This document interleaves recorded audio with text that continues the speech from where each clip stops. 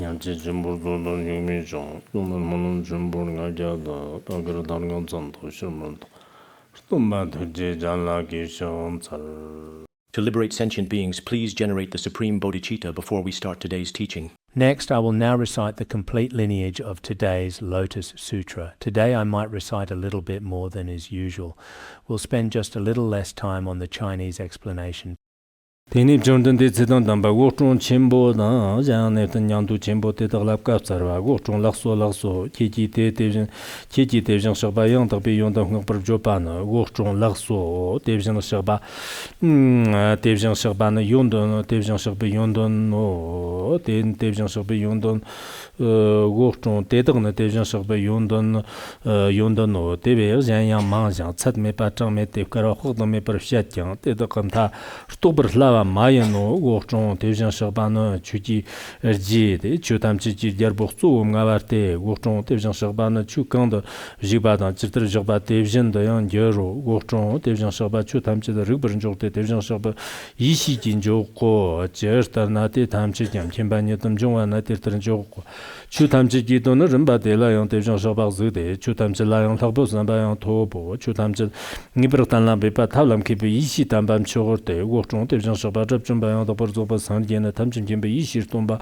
Wo, Tamjin Kimbe Ishi Lanjigbago, Tamjin Kimbe Ishi Lanjoba, Wo, Wokron der Starte, where Narton, some dear Ton Chimbo Jitengi Kamdana, Sadan Shandan, Keratan, Mandan, Kator Natsuba Nabatama, Man Mambo Man, Tatatama, Tabadan, Sadan, Redan, Resertana, Chernipa, Chimbo, Gibatina, Tamchatan, Dambir, Tonsum, Jirton Jimbo. Jitengi kam keber chi so kun keber shi ne ja tirchig de chermyan ba power de go chong tong som ji tong jimbo jitengi kam dana sa shang kerwa dang man dang na tsara te ta na ga dong wa dang yar ga dang lo ma dang dam ma jun jang jam la chi yo ba dang dong wa dang yar ga dang lo ma dang dam ma war ma chi yo ba dang dong wa dang yar ga dang lo ma dang dam ma chim bo yang sa dang shang dang kerwa dang man dang na tsar ji dong bo chim bo chi yo ba te da tam chi yang chen chim bo le char ba ba lam ta dang yir chir ta wa jin de chi kam su su run tong de yang chen chim bo chi le shong wa wo ro chi Mambo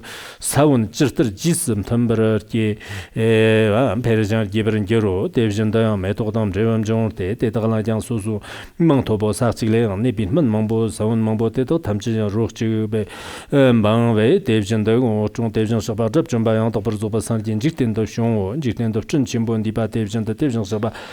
Shunel Hadang Lama, Ladam Madam Lama and Jiban Jitin, Ladam Madam Lama and Jitin, Tamchet on Dambin Jitin, the Yangi Koro, Zato, Tetalander Pen of Chinchimbo, Tamchet on Dambi, Tonsum, Jiton Jimbo, Jitin, Yikam, Keba Division, the Gorton, Division Shabbat, Jumba, and Oberzoba San Gidi, Hadam Madam Lama in the Jitin, the Jander Kadam, Jen Jangayangi to Persheba, Hadam Madanga, Division Shabbat, Jumba, and Oberzoba San Gidi, Garne.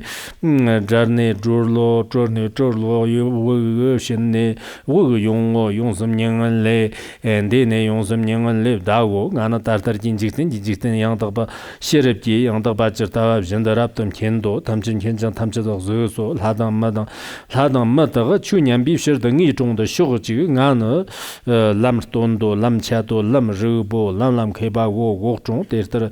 Chokchok Shiva Chokchuk Mambo, Division Shabala, Chunian Jang, never Lagbi, Samson, Tetak, Wambo, Sunji Jimba, Division Shabim, Kinne, Tetalayan, Chuji Namja, never Jodo, Tetalayan, Chujikta Mambo.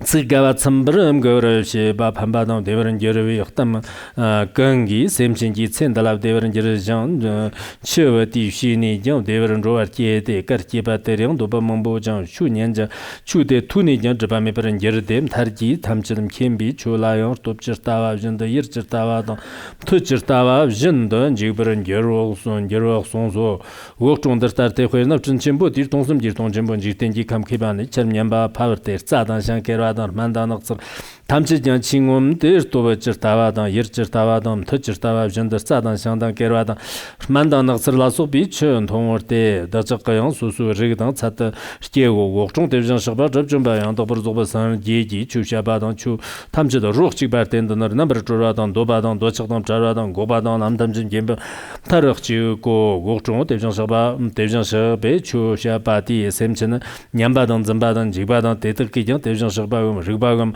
스토바 메도 디지시나 곡종 대전 서반 더터 셈chen 대전 더 셈chen 데더 대전 데더 서임바 데더 찌르타와 윤바당 데더라 진저바당 데더라 셈바당 제저 스타르더 셈바당 데더라용 셈바당 데더 찌랍 군바당 데더 찌르터 군바당 데라 지우 군바당 데더 저 토바당 제 찌르터 토바당 데제 데더 지 토바 탐치는 고종 대전 서바 몬섬 때 몬섬더 즈 몬섬더 찌르타 전더 즈비쇼로 고종더 타르데 넘버 조르로 냥한 렌데비 타르트바당 더브라 용섬 냥한 렌데바당 사스바당 남카쇼 쇼여르더 네 조탐치 루ық직버 토고장 셈전남 양 답밥 종유셔더 사대당 대당나용 네비 셈전 라사당 상당 게라당 만다능즈 람장 타마 데르타와당 탐진kimbe 이시 로버더 머톤도 고종 대정서베 덴부르공데 샤발라 겐직버미니 방omsırdı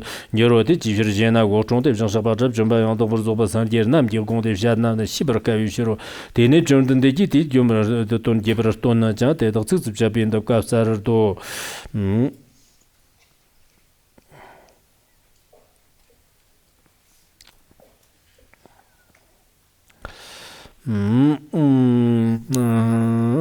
추트 추지트반 점즈바 나는 지튼 쇼네스 무반나밤 겐 게르네 셈전남라 춘차도 과오 진부로던 밥샤바 남네 여러 종 성전다 견전시장 조정남라 조정남라 머톤도 이시데네 데덕데 쉬바 남게 차라투 마시베네 데좀지르 데레냠 장테가 냠 데이르도스 진자와 여 찌르샤브르샤 타바톤 타파이는 돈남 제스타 나 장보른제 고총 쩐나 찌르타바 디닌직된 감남스 산노 랍더 요버나 탐제양버 랍던제르 데너랍드 지제데 진정록금 창와 제르간 신드 잠진장 리르남라나 가버르 제데 니미고 너드바 니니고메 조바나 진고덕장 사런제르 럭다 럭 레버 디그네스 탐제 너는 잘벌된 너는 뇽버 메바양 지 봉보 머충버르 근덤 정원은 제르나 산드 남정 원마시 산드 남정 원버시 산드 남정 원버시 강시 산드 남레 에너 기원 제르 만남당 싸당 계단 낙스르당 동보당 돈친당 제 남바 망보당 동보 흥음보르 제르와 딱장 롱 라당 라스르 나감남스 라당나즈 나남 마종네나 강종 바 만지 쩐지 탐치다 곰버르 시더 사당 게르바 낙스르 당 동사양 곰버르 시더 만남라양 근데 파브첼라테양 찌르테 쩐레바판더네스 찌르톱당 여런 의전더 사당 게르 텐통 동보당 동보 침보당 종 varmaman chirtawa chirtar tovjin tamchid chonongte tone chirtam doba jendo no chenli charamba pa tsichin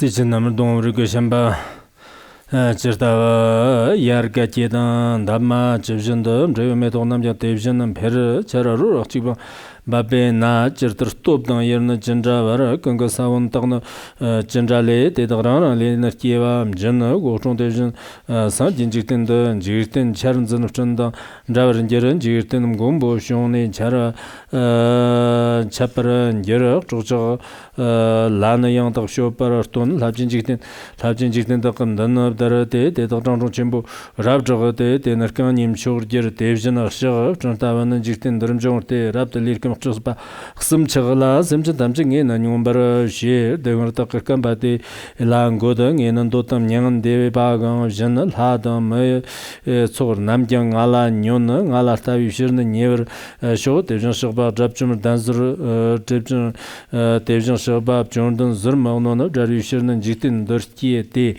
jikten dortie te namdak sendam thongor sha wi shiro chog sha shtong la sha per sha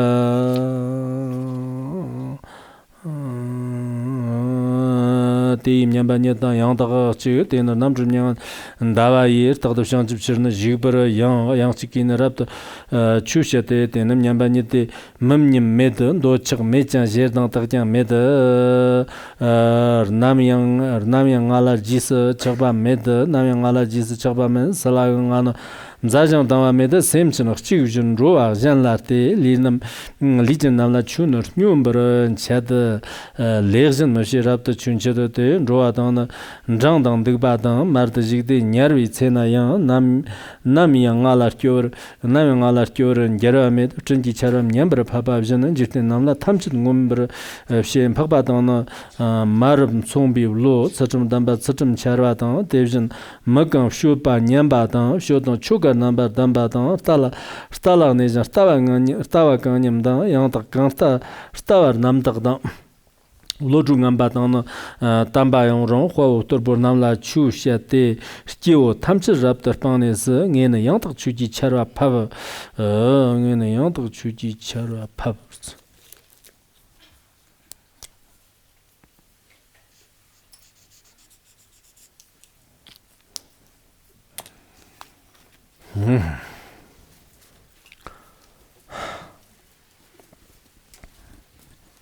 Do not yawn.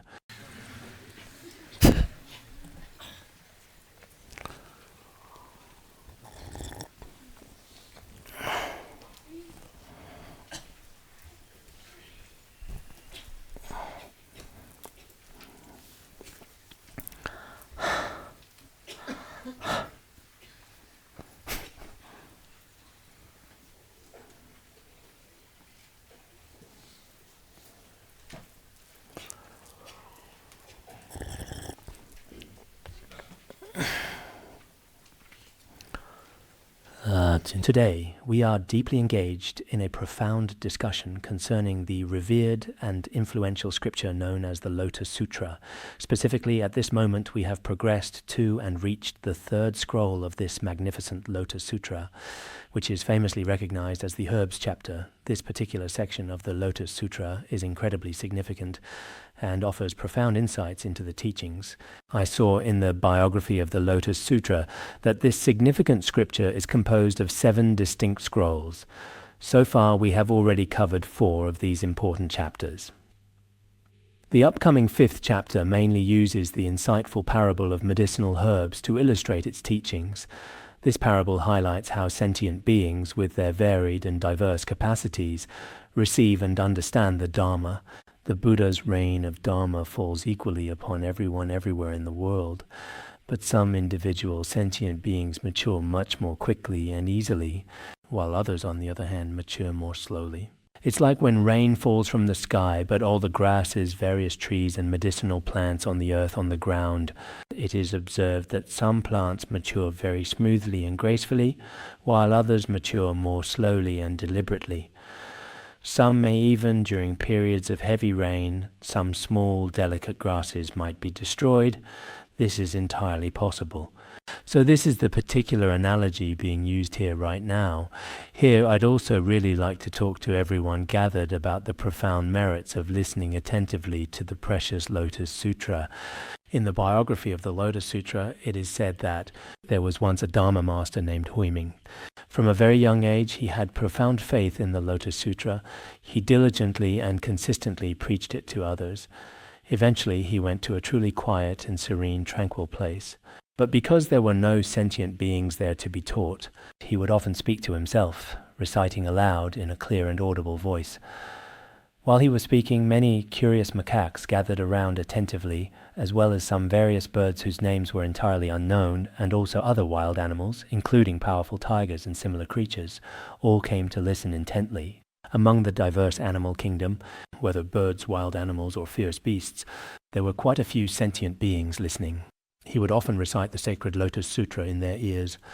After several months had truly passed, about 3 full months, I think, one night, 3 months later, he noticed at the very entrance of his humble stone cave that there was a particularly distinct and truly beautiful light shining brightly. Within this radiant light, a magnificent celestial being suddenly appeared.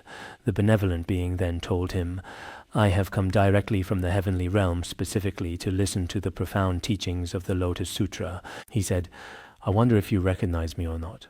I was once a very blind monkey who once listened to the Lotus Sutra here in your presence." A blind macaque who was indeed the revered king of all the macaques, because at that significant time it was entirely due to your profound and compassionate teaching of the Lotus Sutra that after I eventually passed away from my earthly existence, I was most fortunately reborn into the glorious Trayastrimsha heaven, and now I joyfully and peacefully reside there. When I later observed the world with my divine and all-seeing heavenly eye, and saw that I had attained such a wonderful form, it was because of the merit I gained from receiving the Buddhist scriptures before. So today I have come especially to thank you, and also I would very much like to continue listening to the entirety of the profound and sacred Lotus Sutra. Therefore I humbly ask, would you be willing to graciously teach this complete and comprehensive scripture to me? He then inquired, would it be possible for you to impart this valuable teaching to me over a series of 8 distinct sessions? He said, I haven't been able to listen for a very long time, and things are especially busy in the heavenly realm. At that time, Master Huiming then asked, why 8 sessions? If we're truly going to teach it, 7 sessions would be quite enough, because the Lotus Sutra has 7 volumes, so 7 sessions would suffice. Why do you say 8 sessions? He replied, originally, when the Buddha turned the Dharma wheel, the Lotus Sutra was taught over a long period of 8 years. With this as the specific reason, if it's 8 sessions total, I can listen to it attentively. Later, the master agreed as well eventually. Afterwards, there was also a special verse recited to him, or something similar like that. The meaning of the verse is, Shakyamuni Buddha has already long since left this world, but this truly timeless Dharma has been passed down to the sacred Lotus Sutra. This Lotus Sutra is extremely difficult to obtain. It seems that later on it was indeed said, according to the profound biography of the Lotus Sutra, if one hears even a single verse of this sacred Dharma, or even listens for a brief moment, without slandering it in any way, all karmic obstacles from the 3 times will be completely eliminated and purified. Indeed, there are numerous profound and intricate teachings that pertain to this specific subject matter, offering a wealth of wisdom and guidance for those who seek understanding. Later, it became evident that he had, through diligent effort, already successfully acquired and possessed the highly coveted and exceptionally valuable 8 precious jewels, traditionally associated with the gods and humans, signifying immense spiritual attainment and material prosperity. Such is the merit. In other words, listening to the Lotus Sutra, even if you simply listen attentively and do not slander or speak ill of the profound Buddha Dharma, the accumulated negative karma from the past, present and future 3 times can also be completely purified and cleansed. Therefore, what I sincerely want to convey and tell everyone here today is that even if you do not fully comprehend or understand this profound Dharma language, you can recite it into the ears of animals, or for some of us, perhaps you have absolutely no idea what is being said inside. But if you listen to 8 sessions, or even just 1 single session, there is still this merit. In the foreseeable future, for the sake of such truly inconceivable and extraordinary merit, we can also freely and openly share it with everyone present now gathered here. Next, we will directly and comprehensively discuss the significant herbs chapter carefully and systematically together as a group.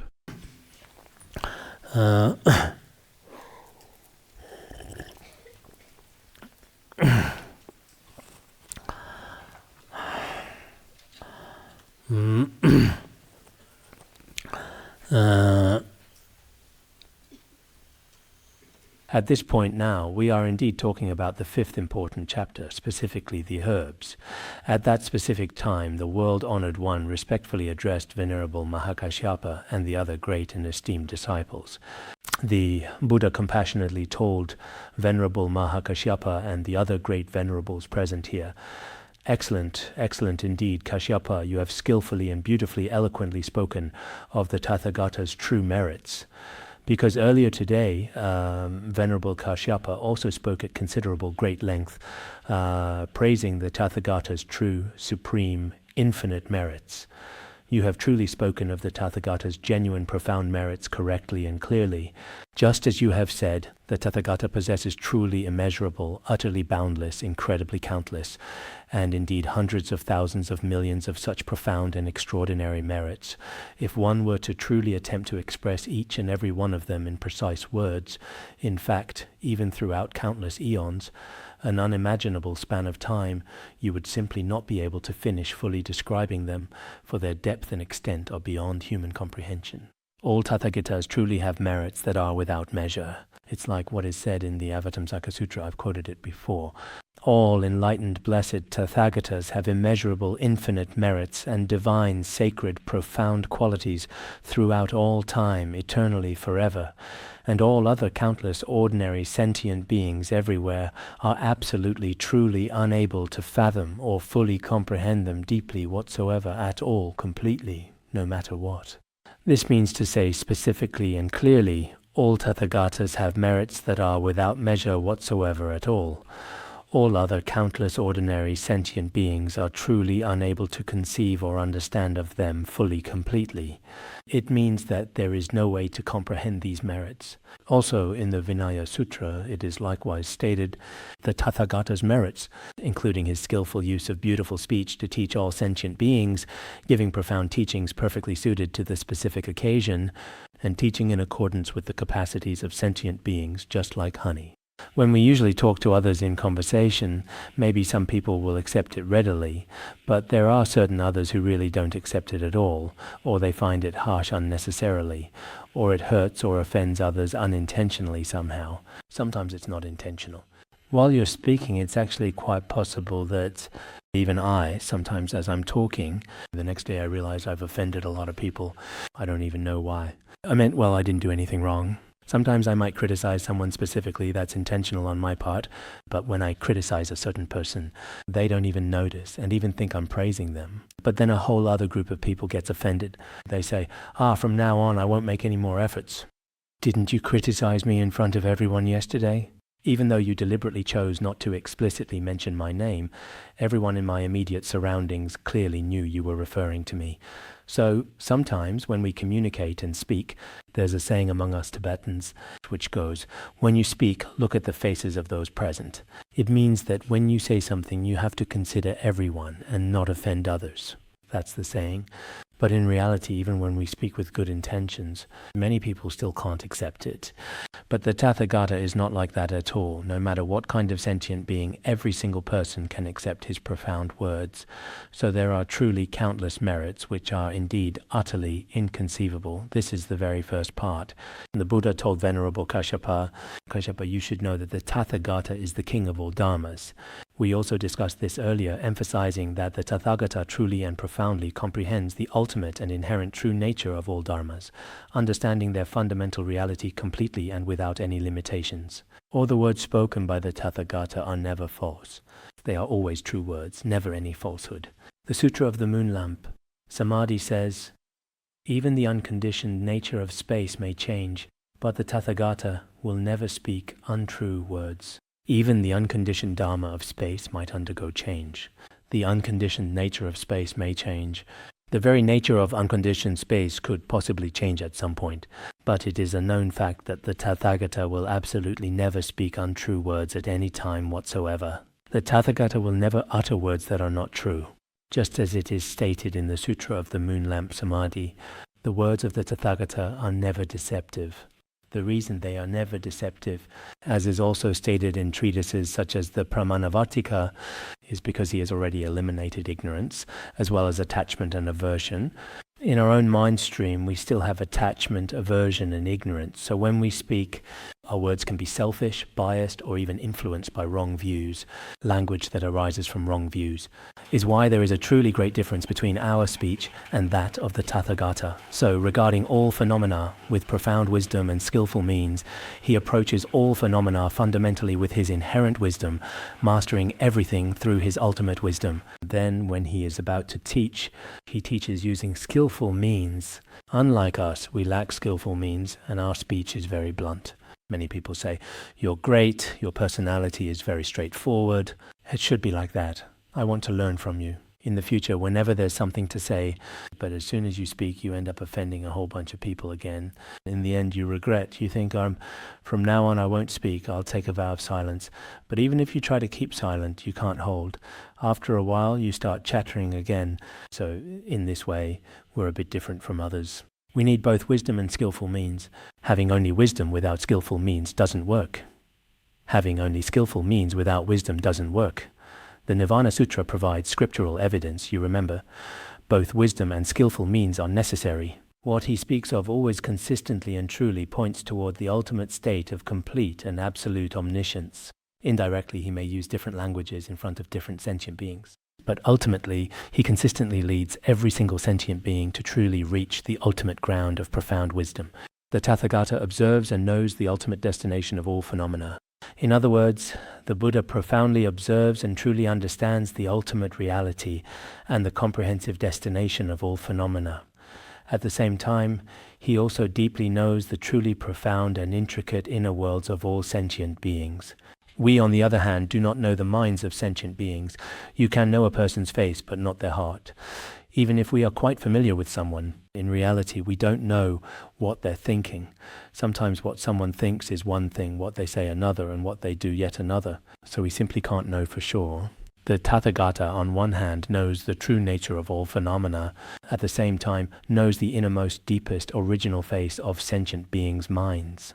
He is completely unobstructed and knows everything thoroughly, as if at his fingertips. Of the ultimate reality of all dharmas, he is also fully aware and clear.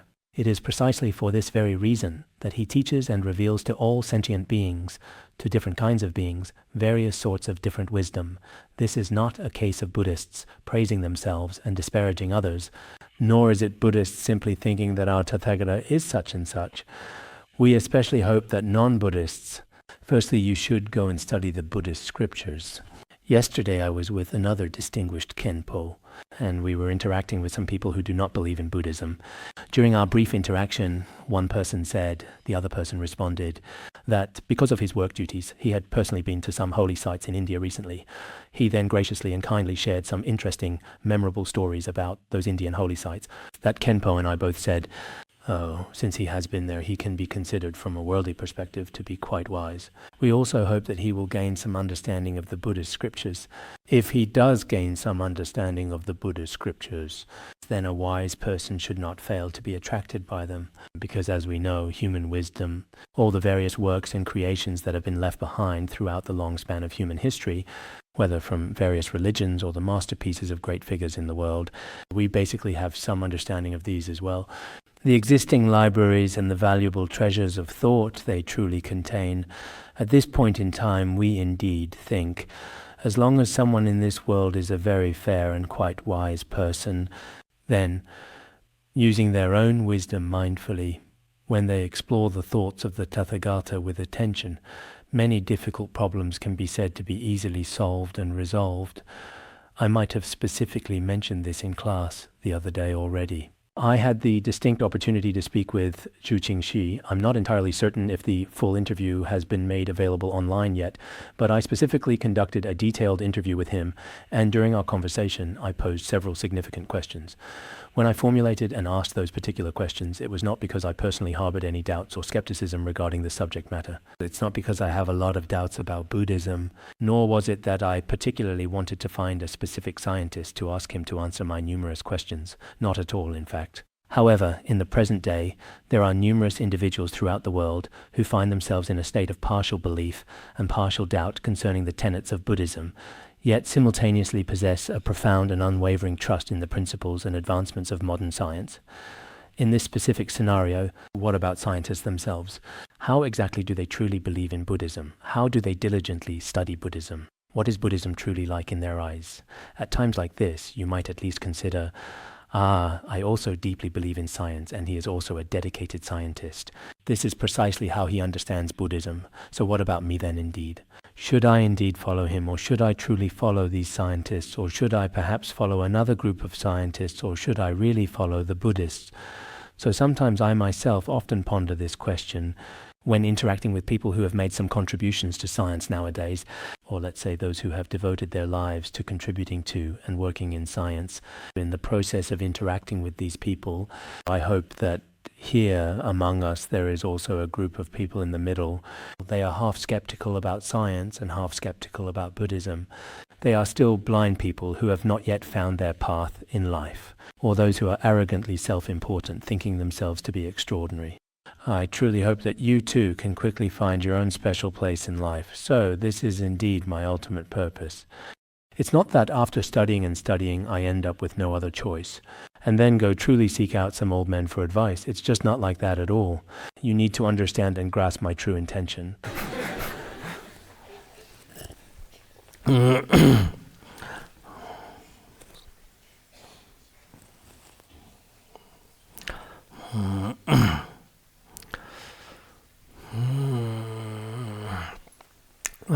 The Buddha told Venerable Kashyapa a parable. This parable is very good. For example, in the entire vast great trichilocosm realm, there are many majestic towering mountains, winding rivers, hidden valleys, and also some precious fertile land areas. All kinds of things grow naturally and abundantly among these, including herbs, forests, and various medicinal plants of all different kinds, with all sorts of various colors and interesting shapes, and all sorts of interesting names as well. As everyone knows, whether in the mountains, parks, or forests, all kinds of plants and flowers grow there. At this time, the sky becomes densely covered with clouds. The incredibly thick and dense clouds, swirling majestically in the vast expanse of the sky, completely cover and obscure the entirety of the immense and profound great trichiliocosm, casting a deep shadow over everything below. The entire earth is completely covered with many diverse plants. Then the sky above becomes entirely filled with dark, ominous clouds. At that very moment, a gentle rain begins to fall. A truly nourishing rain descends upon the land. Here, when it specifically says at the same time, a nourishing rain, it means that the rain falls equally and uniformly everywhere. Moreover, this rain is completely even, impartial, and truly consistent. It's certainly not like the weather conditions we are experiencing right now, where the weather forecast says it's raining in the south and dry in the north. It's not like that. Instead, the entire area receives a widespread, rather heavy rainfall.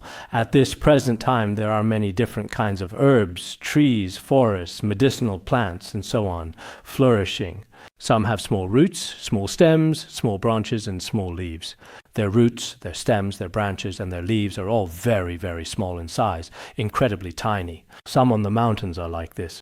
Some plants have medium-sized roots, sturdy stems, spreading branches, and lush leaves. That is to say, their roots, stems, branches, and leaves are all of a moderate and appropriate size. There are also some trees with exceptionally large, robust roots, substantial stems, expansive branches, and very broad leaves. Their fruits are also remarkably large, and indeed some varieties may not produce any fruit at all.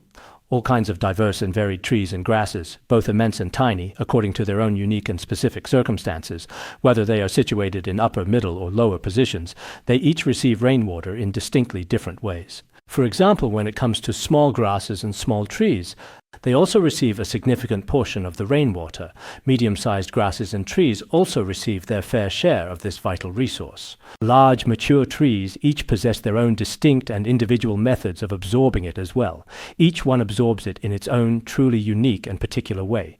So this essential rain that falls gently from the cloud itself profoundly represents the enlightened Buddha, and this precious rain beautifully symbolizes the profound and transformative Dharma rain. A single expansive cloud releases the same life-giving rainwater, but because the various sentient beings possess inherently different natures and diverse capacities, the precise way they blossom and ultimately bear fruit is also profoundly different. For example, when the enlightened Buddha compassionately taught all sentient beings, he skillfully turned the wheel of 84,000 distinct Dharma doors, but some of them matured very quickly, while others, even up to this very moment, have not yet fully matured. This situation is just like a dedicated teacher in a Dharma hall, where hundreds or even thousands of people attentively listen to the profound teachings and receive the sacred Dharma together. At that time, perhaps a significant portion of them truly absorb the power of the Dharma rain and eventually blossom and bear fruit themselves. But there are also some individuals who feel absolutely nothing at all. Sometimes, especially when it rains very heavily, I can even clearly observe it right here in my own yard, which is quite remarkable. That some flowers and some grasses, because of the heavy rain, including today's rain, I was observing it this afternoon as well. Indeed, because the rainfall was quite heavy and persistent, many of the delicate small grasses have already lost their vibrant flowers. However, there are also some resilient plants that can still be nourished and continue to bloom beautifully, demonstrating their enduring strength. Such compelling cases certainly exist. Sometimes everyone finds themselves pondering and wondering about these natural occurrences. Why is it that after listening to the teachings I haven't achieved anything? Why is that? For some people it also has to do with the karmic connections from past lives. It is also directly related to our own personal focus in this life and our own individual actions. It may also be directly connected to the blessings from the spiritual teacher and whether or not this individual person is truly in tune with them. This is also related. Sometimes I notice that some people have great faith in a particular teacher. Actually, this is very good. In the history of Tibetan Buddhism, for example, take His Holiness Jigme Phuntsok. He had especially great faith in Mipham Rinpoche and Longchenpa. Just like in the past, the compassionate master Jigme Lingpa had great faith in Longchenpa. If someone truly seems to have a very special and profound faith in a particular teacher or instructor, then no matter what language or specific words the teacher thoughtfully uses, they truly regard them as if they were the sacred words of the Buddha. In this significant way, they gain a great deal from it. But if you have no faith at all in this teacher, even if he teaches the highest tantric teachings, you'll just think, this person is bragging. What is this? You'll think this person is just there every single day, and what he says is truly, really annoying to you. Maybe some people are genuinely and kindly teaching you tantric teachings, actually, but the audience below just finds it especially annoying. Before the teaching is even finished, they're thinking, oh, hurry up and finish, I want to leave. It's really quite annoying and also truly very uncomfortable for them, you know? I mean, indeed, there is this kind of difference. If someone truly has strong faith in a particular person deeply and genuinely, actually in Buddhism generally speaking, we shouldn't have greed at all whatsoever, but sometimes we do have special, sincere, heartfelt prayers for certain teachers indeed. In this particular way, the blessings also naturally merge into one's own mind completely. In this regard, I myself also, towards my guru, His Holiness Jigme Phuntsok, truly have a very special kind of deep faith. At that time, I had met some of the greatest remarkable masters in the world, some of the most outstanding masters in history. But compared to the faith I have in my guru, His Holiness Jigme Phuntsok, I just can't generate the same feeling for others.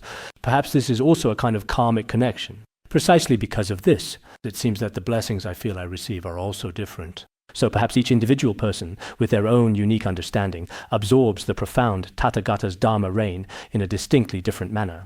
Even though the benevolent Dharma rain falls equally upon all, the specific way it is perceived and received by each one below is also profoundly different. It's the same with ordinary teachers in the world. A teacher gives the same lesson to everyone, but for many students in the class, this teacher is very beneficial. Another teacher may also teach just as diligently. But for that particular group of students, as long as it's that specific teacher, their grades just never improve. This too is, I think even in the world, it's also a matter of karmic connection. This is quite similar to the analogy we just discussed. Even though it's the same rain, nourishing the same place, when it comes to these grasses and plants, these flowers and herbs, there are still very significant differences among them indeed.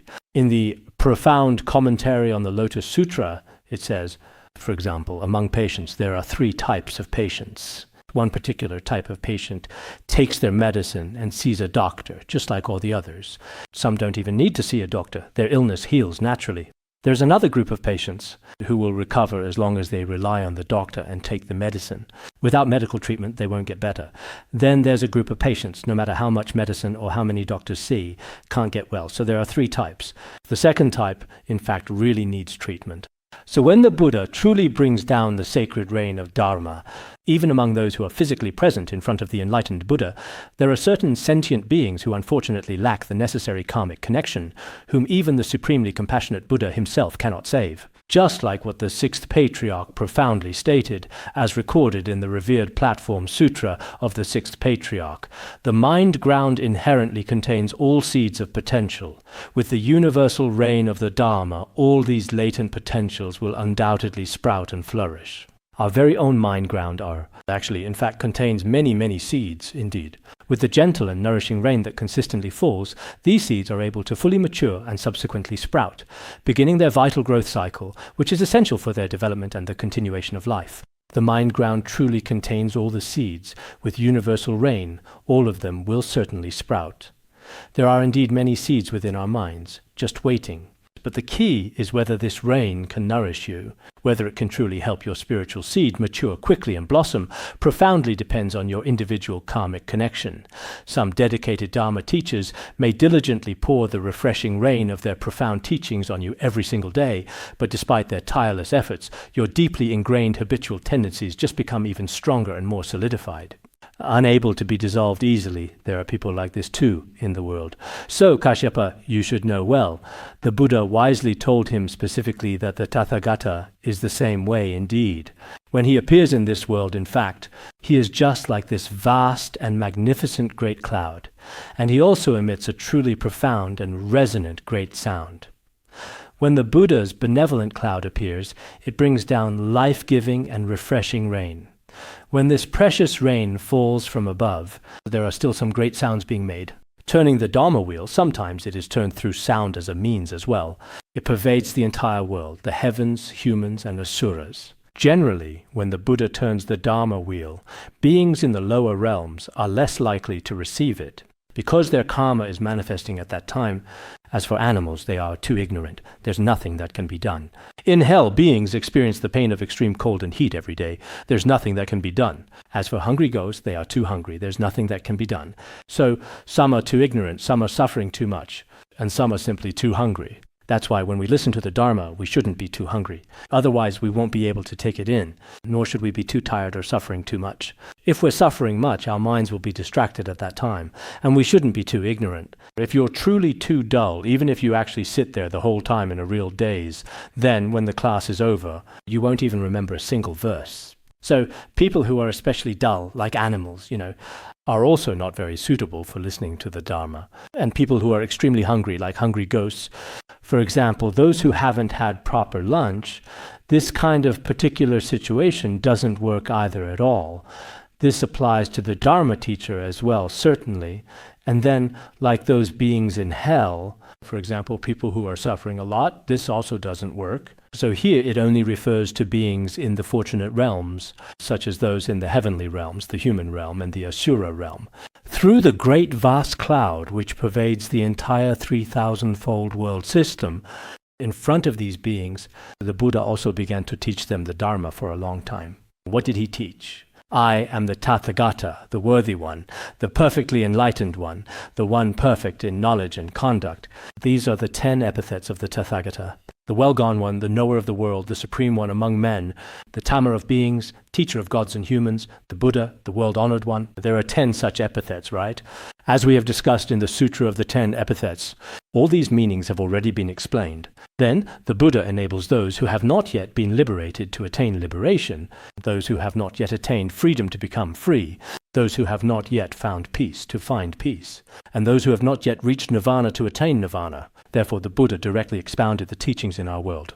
Because the Buddha had already attained the 4 kinds of fearlessness as his qualities, regarding the qualities of the 4 kinds of fearlessness, he declared, I'm the worthy one, the enlightened one. Ordinary people wouldn't dare to say. We wouldn't even dare to say, I am a Dharma teacher, nor would we dare to say, I am a Khenpo. If we did say it, we might worry that people would start questioning us about it. Some of our counselors don't even admit to being counselors. When I am specifically asked, what exactly are you doing at the Buddhist Institute? I simply respond that I am just an ordinary, humble, and dedicated disciple. I'm just an ordinary, humble novice monk, just a junior monk, really. Are you a qualified Dharma teacher? I wouldn't really call myself a Dharma teacher, not truly. I've only studied a little bit. As a rather late learner, I honestly feel quite ashamed. But the Buddha himself could directly say such profound things, because he had truly mastered everything completely. There was no one from outside paths or heretical views who could oppose him. There was nothing like that. For us, even if we become somewhat confident in the future, we shouldn't be overly modest either. If you're too modest in front of worldly people, if you lower your head too much, others will think you must not have learned much. But you also shouldn't be too arrogant, because otherwise people will definitely think you're far too conceited. When you are teaching in front of others, you can subtly lean forward a little, but you shouldn't be so timid that you don't dare look at anyone's face. Always acting like that isn't good either. Some Dharma teachers, once they sit on the Dharma seat, just keep their heads down and never look up at all. They look especially miserable. Even sitting on the Dharma seat like that. If someone in the audience happens to take a photo, it doesn't look good either. Some individuals are extremely arrogant and always tend to act in this manner, displaying their self-importance, with very large prominent prayer beads, perhaps even oversized ones, hanging conspicuously here as well, creating quite a striking visual. Of course, I'm just jesting and making a light-hearted remark. That thought about the prayer beads and the humorous image it conjured immediately sprang to mind because I've had the opportunity to interact with several monks on various occasions in the past. The Buddha spoke extensively about all the significant matters of this present life and the life to come, and also understood the inherent capacities of all sentient beings. Because the Buddha directly said that, I am the all-knower, the all-seer, the one who knows, the one who opens the path, and the one who teaches the path.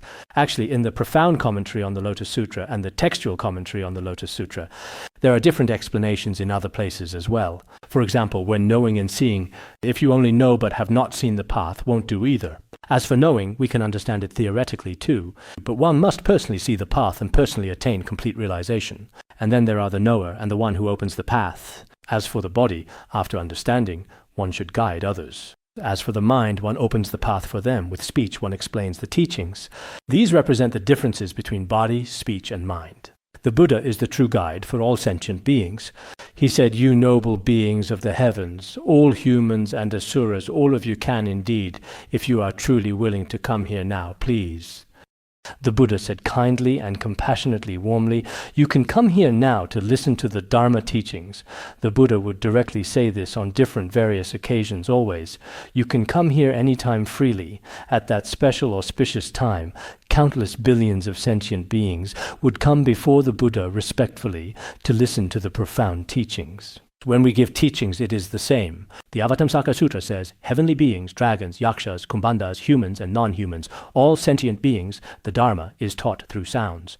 That is to say, when all these sentient beings teach the Dharma, it is the same.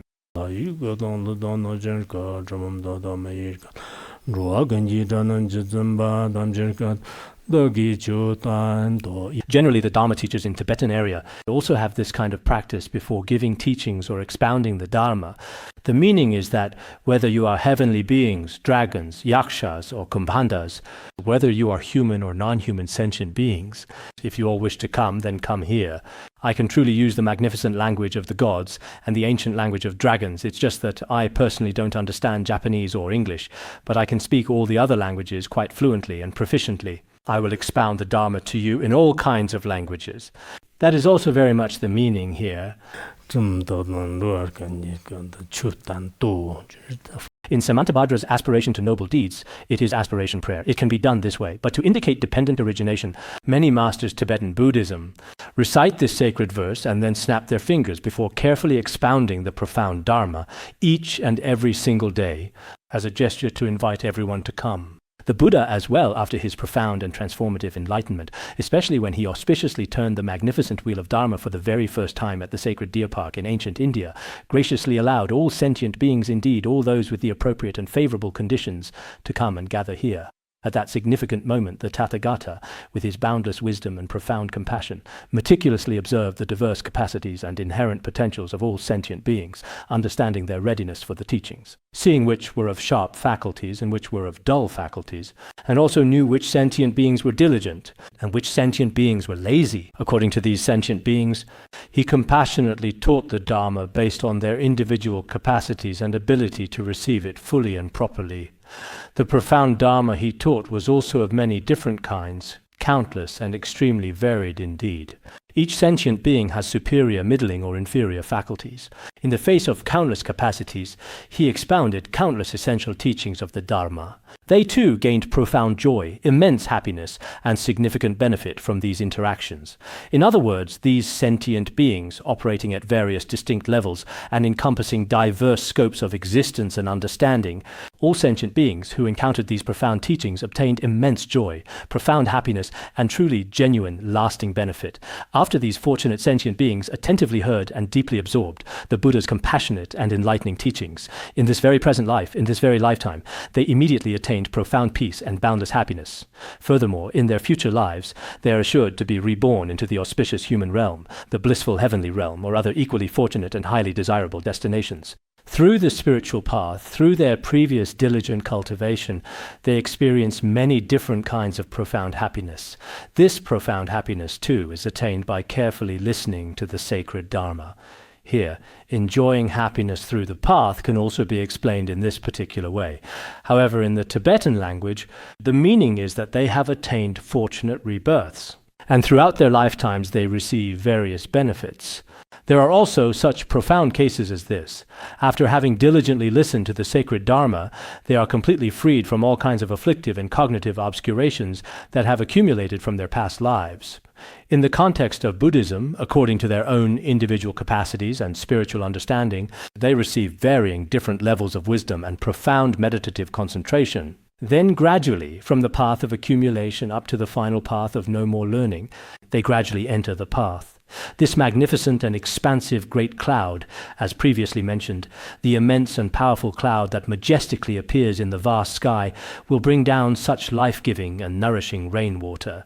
This essential rainwater, for all the various types of grasses, the towering forests, and the beneficial medicinal herbs, according to their very different and specific natures, will truly provide them with essential different nourishment, each within its own particular domain, will undoubtedly thrive and flourish, developing into a robust and resilient entity, growing strong with sustained vitality and achieving its full potential. The gentle rain that gracefully falls from a truly great cloud carefully nourishes each individual plant quite differently.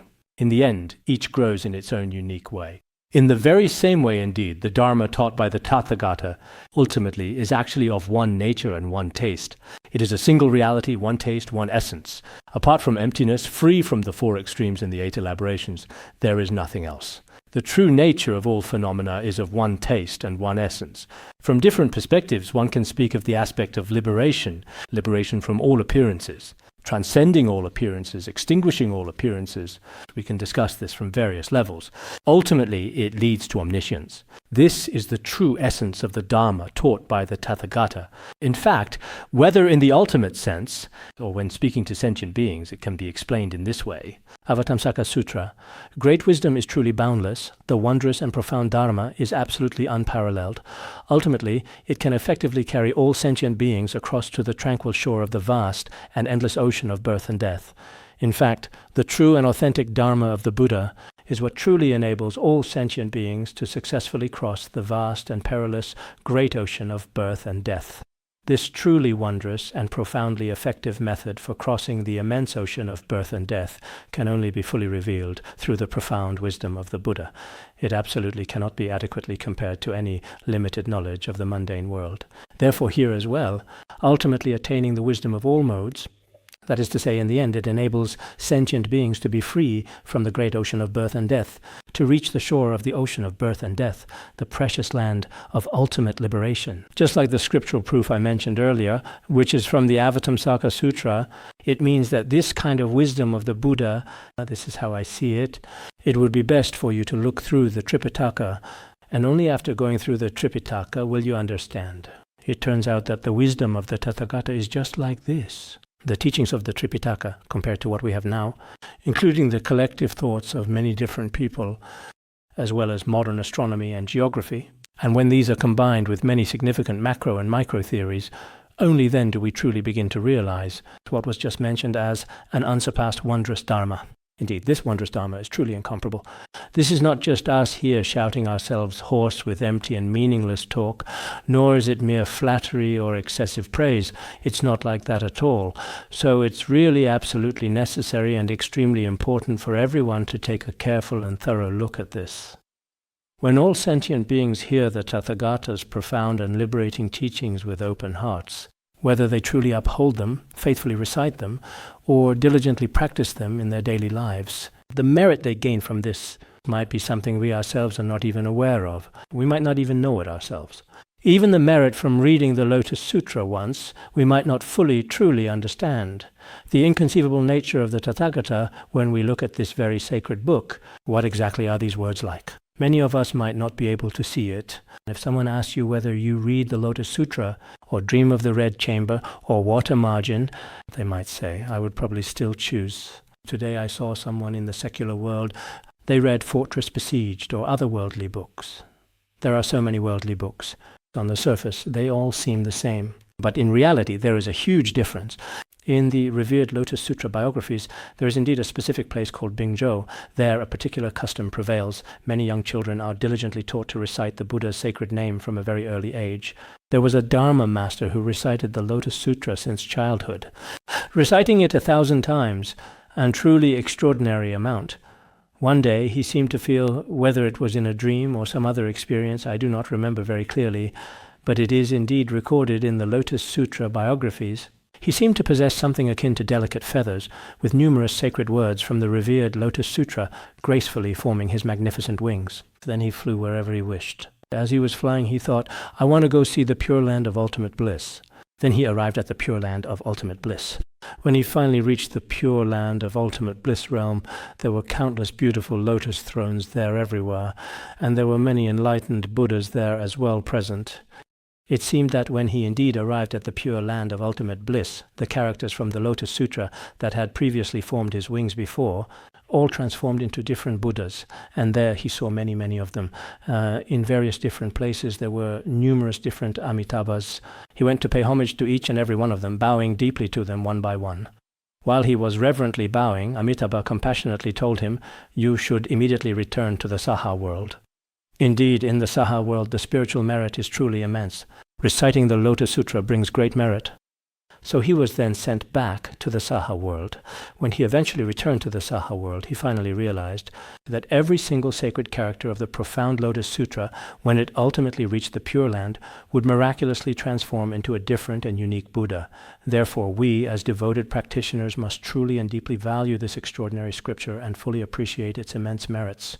These teachings and their implications hold profoundly deep and significant meaning for all of us. So there may be merits that we ourselves are not even aware of. When we recite the Lotus Sutra once, in the past, you could see from many books on merit that they placed great importance on it. But what about people nowadays? Even some of us practitioners seem not to truly care at all. They think the Dharma text doesn't really matter. Some even step over it or show disrespect toward it. There are people like that. In fact, this is not good at all. I've observed many individuals who are truly earnest and approach their studies with great seriousness. For example, it's quite remarkable that every day before our lectures, especially now that we are in our oral exam classes, a significant number of people diligently review the material in advance. I am genuinely very grateful to all of you for this dedication. Why is it like this? Only the Tathagata himself truly knows and understands the real nature and the inherent spiritual capacities of these sentient beings. What kinds of things these beings think about constantly, what they recall and contemplate in their innermost minds, remains known only to the Buddha. What kinds of things they contemplate and what kinds of dharma they practice. Actually, this too is something that Tathagata knows completely. So why then should we recite this particular kind of dharma? Why should we really contemplate this kind of dharma? Why should we practice this kind of dharma? And how should we practice it? This is also known. So by what method should we recite it? By what method should we contemplate it? By what method should we practice it? And by what precise method can we truly attain such profound dharma? All of these intricate details are completely and thoroughly known. Sentient beings indeed dwell in different stages or realms of existence. Only the Tathagata can personally see and personally understand this fully. The Tathagata fully knows all of us sentient beings, and by what precise means we can be truly liberated, and by what exact means we can be ultimately saved, these profound matters are all perfectly clear to him. But the rest of us, unfortunately, have absolutely no way of knowing this at all. In the same way, all these grasses, trees, forests, medicinal herbs, and so on, they themselves do not know whether they are superior, average, or inferior kinds. They are completely unaware of this. But the Tathagata knows this dharma of one form and one flavor, which is called liberation, as we mentioned earlier, the meanings of the different names. Whether it is liberation, the mark of liberation, the mark of separation, or the mark of extinction, or what is called ultimate nirvana, or what is called the mark of eternal quiescence and extinction, or what is called returning to emptiness, completely free from the four extremes and the 8 conceptual proliferations that obscure reality. This is the most emphasized and ultimate dharma in Buddhism. After the Buddha knows this, he observes, because these sentient beings, their mental inclinations also need to be protected. If you directly talk to them about the mark of separation or the mark of liberation at the very beginning, or about nirvana that is free from everything, they simply cannot accept it. Therefore, we need to protect the faith and the spiritual capacity of sentient beings. That is why he did not immediately teach the wisdom of all modes. He was not in a hurry to first speak about omniscience. We should do the same. Some of our Dharma teachers also shouldn't be too hasty. At the very beginning, we let them take refuge. But right after taking refuge, we have them listen to the middle way teachings, to the most profound teachings. They have just taken refuge and believe that the 3 jewels truly exist.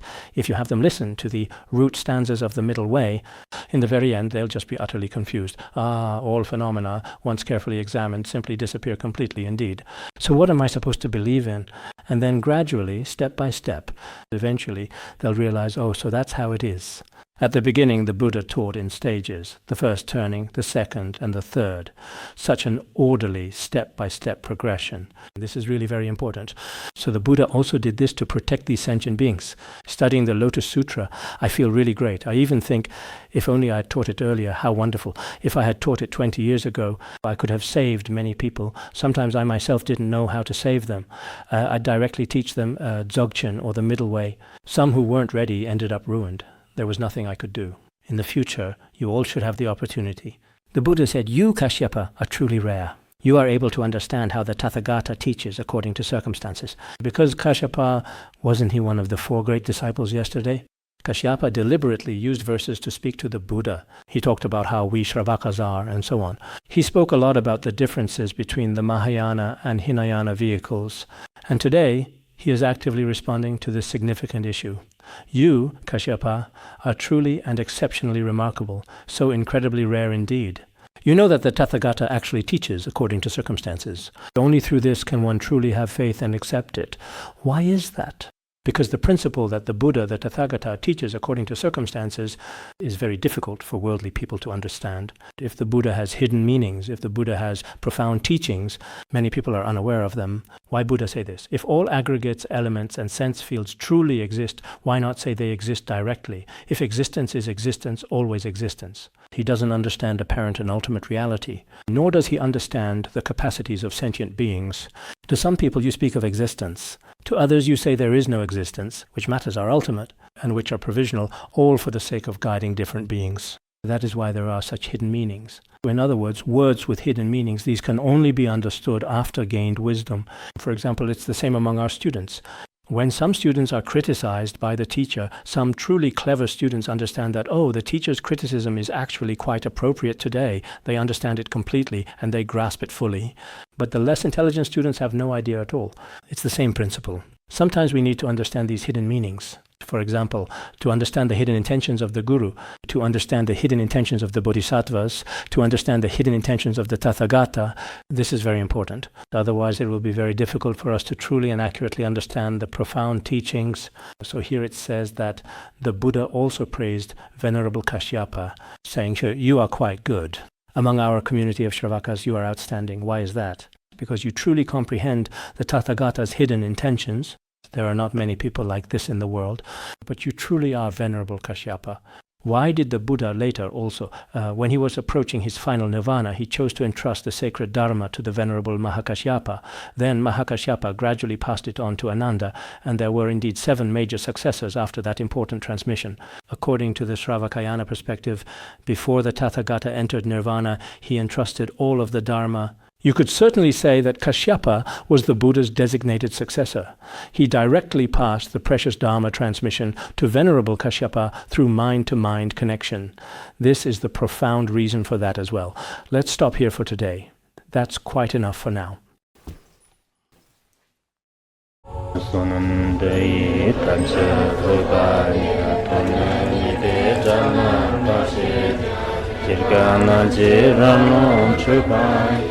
Chupun Solen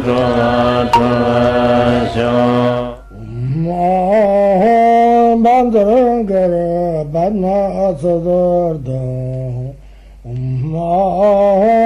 Bandangara Badna Sodargye Bandangara Badna Sodargye